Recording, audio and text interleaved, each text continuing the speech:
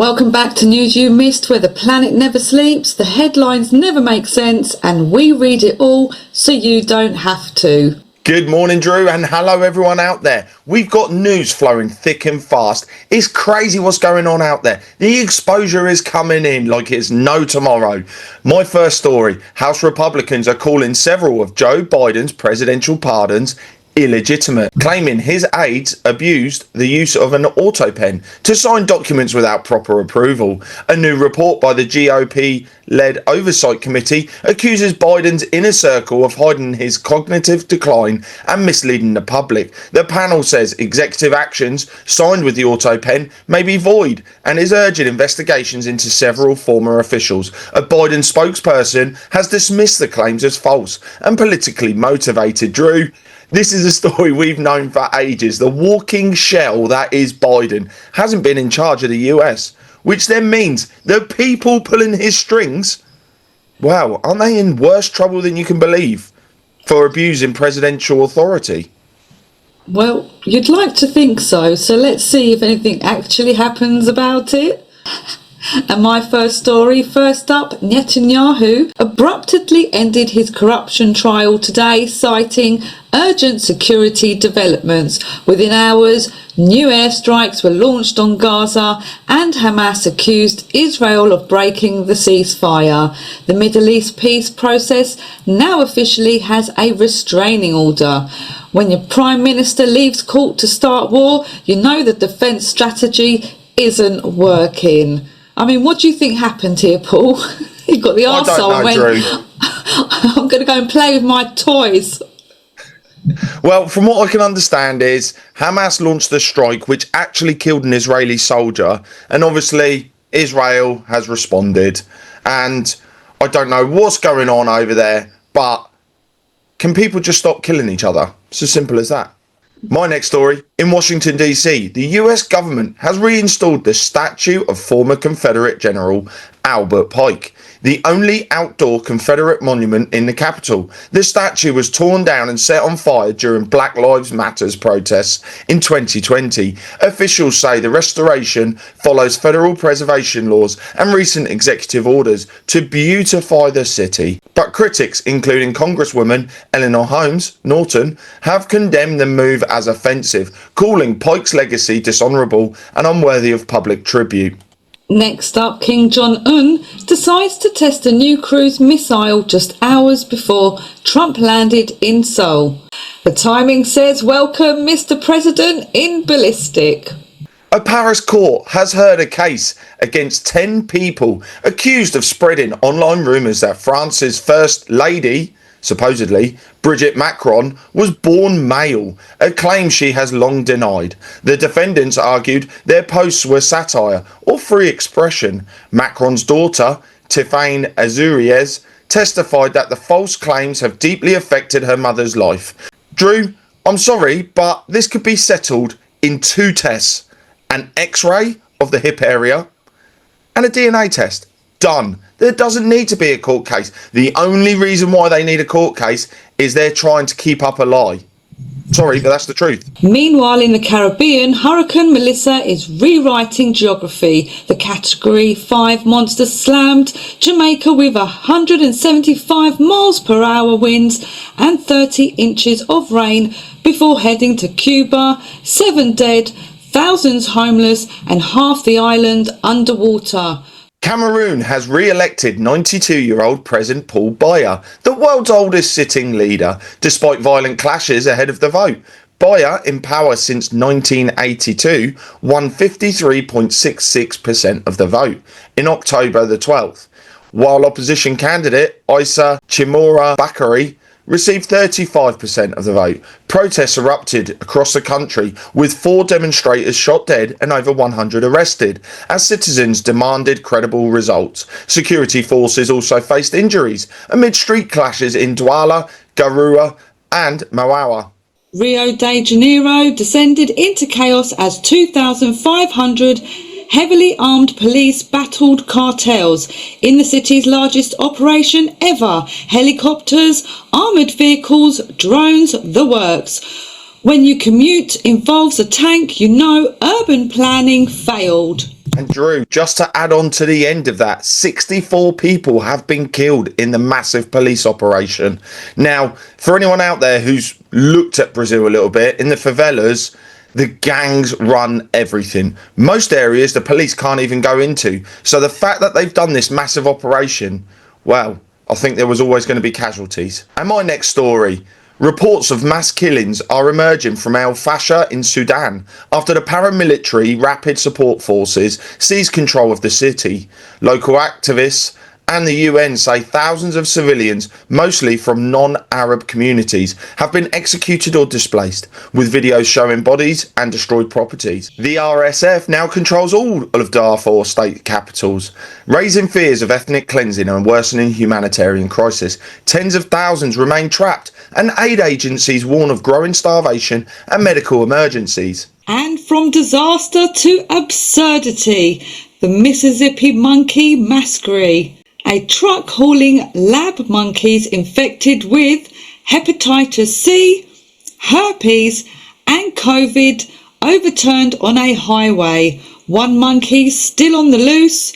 Authorities assure the public the monkeys are contained. Translation, they hope. 2020 had bats. 2025 said, hold my bananas. Drew, that is hilarious. I'm not going to lie to you. That is hilarious. So if you're in the Mississippi region, I suggest you stay inside. Is this the next lockdown? God, talk about releasing a monkey with everything. This is like that movie. You can definitely tell this is something out of a movie. Authorities in New Delhi conducted a cloud seeding experiment to induce rainfall and reduce the city's severe smog. A plane sprayed chemicals into clouds over parts of the capital, which ranks among the world's most polluted cities. Officials hope the rain will temporarily wash away pollutants, but experts warn the effect is short-lived and call for stronger measures to cut emissions from vehicles, industry and crop burning. Residents have expressed frustration, saying long-term solutions are urgently needed. Next up, the Senate opens investigation into the Gates Foundation. A probe claims the foundation may have routed funds to Chinese PLA-linked groups. No charges yet, just questions and probably a lot of lawyers sweating through linen. Every time you donate to save the world, someone else checks if you accidentally funded it. Alright, grab your calculators and your cocktails. It's time for Financial Funnies, where the numbers go up, the jobs go down and reality checks are out of stock. Paul, what's your first one? Gold just pulled off a historic mic drop moment for the first time in nearly 30 years. Global central banks now hold more gold than US treasuries. That's right, the shiny stuff is back on top, with central banks holding around 36,000 metric tons, roughly $4.5 trillion. Move over dollar. Gold is here to remind everyone who's really in charge of the world's savings. So if you've been holding on to your coins under the mattress, you're basically in good company. And Apple just hit $4 trillion, the third company in history to do so. iPhones now worth more than some nations. Investors cheered. Economists quietly wept. Remember when Apple sold computers? Now they sell vibes and still charge extra for the charger. Barclays is dusting off its investment banking suit and heading back to Saudi Arabia after an 11-year break. Apparently, the desert called and it wants some financial expertise. The London bank plans to open a good-sized office in Riyadh and help the kingdom grow beyond oil. Maybe even fund that futuristic desert city, Neom. Other rivals are already there, so Barclays doesn't want to be the last to the sandpit. And Nvidia, from chips to gold bars, shares hit an all-time high of $200 after announcing a partnership with Palantir. Yes, the data spy company. It's like Iron Man and Big Brother had a baby, and Wall Street bought it diapers. At this rate, Nvidia could buy the actual Silicon Valley. Guernsey's 2026 budget has been called a financial flop. Apparently, it's less about balancing the books and more about testing how far you can push a £115 million deficit. Spending is set to rise faster than income, meaning the government might have to borrow, raid reserves, or maybe just shake the couch cushions for loose change. The budget will be debated on November the 4th, so expect plenty of heated talk and maybe a few more creative ways to make pennies stretch into pounds. Amazon is axing 14,000 jobs. CEO Andy Jassy says it's streamlining. Translation: the servers are staying, you're not. Amazon's next innovation: same-day delivery of your termination notice. And lastly, Western Union jumps on the crypto train, launching its own stablecoin on Solana next year. The world's slowest remittance service just discovered instant payment. Welcome to 2018 Western Union. Now over to Hackers Corner, where fishing isn't a hobby, it's a national sport. What's your first one, Paul? Well, my first story, and do you know what? The amount of hacking that goes on out there, and a lot of it is just from, I hate to say it, stupidity.